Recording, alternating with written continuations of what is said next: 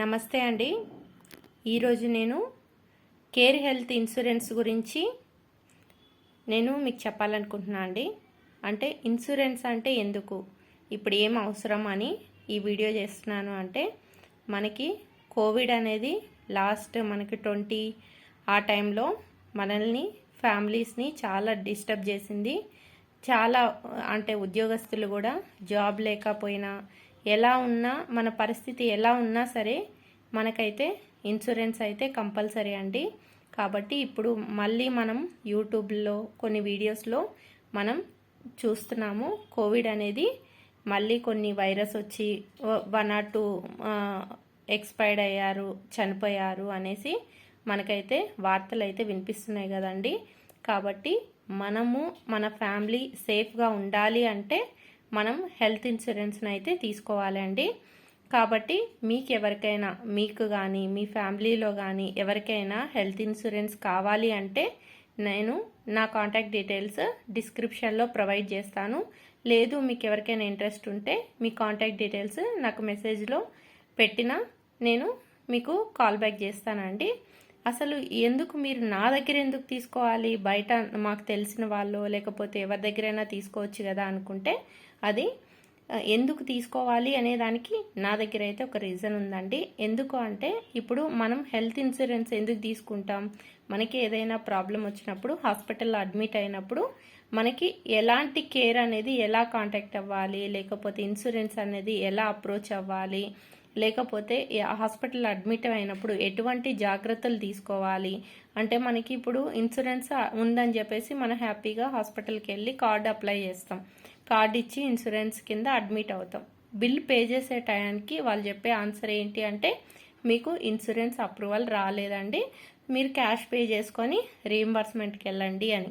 అసలు ఇన్సూరెన్స్ రాకపోవటానికి ఎందుకు, రీజన్ ఏంటి, అక్కడ రీజన్ అనేది ఎవరికీ తెలియదు. కొంతమంది చదువుకున్న వాళ్ళు ఉంటారు, కొంతమంది చదువు రాని వాళ్ళు ఉంటారు.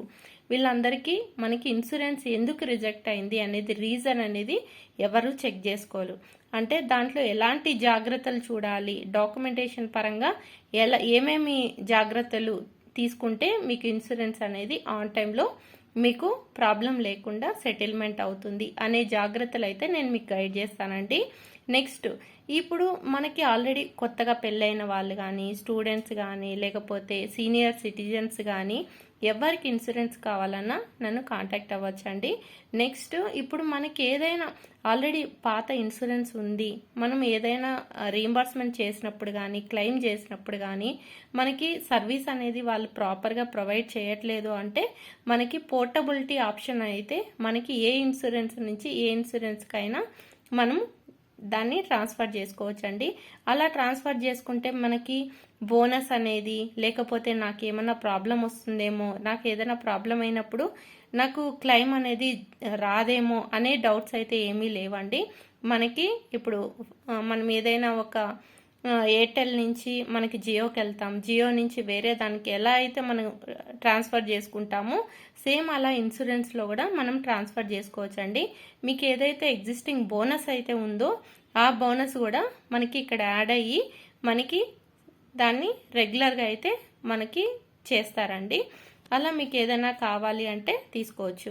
మనకి ఆల్రెడీ పీఈడి ఉంది అంటే పాతగా బీపీ ఉంది, షుగర్ ఉంది, హార్ట్ ప్రాబ్లం ఉంది, అలాంటి కేసెస్కి కూడా మనం వెయిటింగ్ పీరియడ్తో మనం ఇన్సూరెన్స్ అనేది ఇస్తామండి. కాబట్టి మనకి ఏదైనా ప్రాబ్లం రాకముందే ఇన్సూరెన్స్ తీసుకుంటే మనకి అన్ని డిసీజెస్ కవర్ అవుతాయండి. ఒకసారి ఏదైనా ప్రాబ్లం వచ్చి దానికి తర్వాత మనం ఇన్సూరెన్స్ తీసుకుంటే ఆ ఇన్సూరెన్స్ అనేది ఎందుకు ఏంటి అనేది మనం ఇంతకుముందు ఏం ప్రాబ్లం ఉంది అనేది మనం మెన్షన్ చేయాలండి.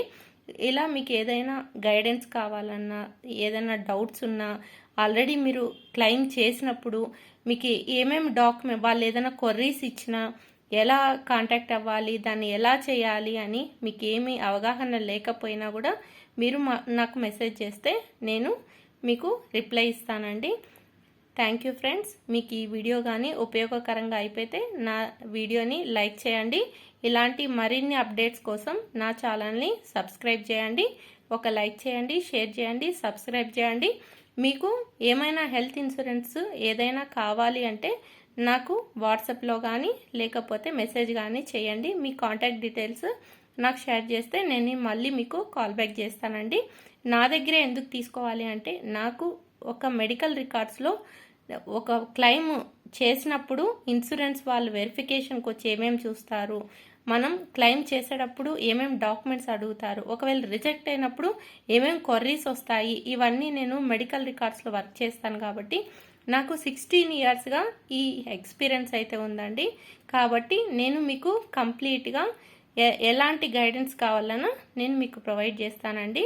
కాబట్టి మీకు ఈ వీడియో అనేది నచ్చితే లైక్ చేయండి, షేర్ చేయండి, సబ్స్క్రైబ్ చేయండి. Thank you friends.